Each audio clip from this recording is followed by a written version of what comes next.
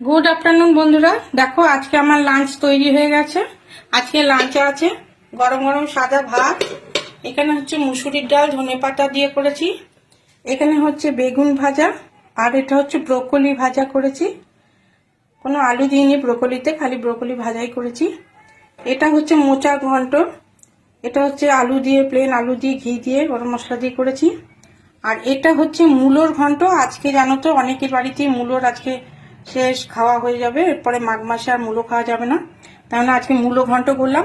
এটা একটু নতুন ভাবে করেছি, কালো জিরে আর কাঁচা লঙ্কা ফোড়ন দিয়ে, কিন্তু এর মধ্যে রান্নার মধ্যে আমি একটু দুধ আর মধু দিয়েছি, অন্য কিছু দিইনি। হলুদ, নুন, দুধ আর একটুখানি মধু দিয়েছি। এটা দিয়ে আজকে আমার এই লাঞ্চ থালি আমি তৈরি করেছি। দেখো আজকে আমার লাঞ্চ থালি তোমাদের কেমন লাগলো অবশ্যই জানাবে। এই পর্যন্তই, সবাই ভালো থেকো, সুস্থ থেকো।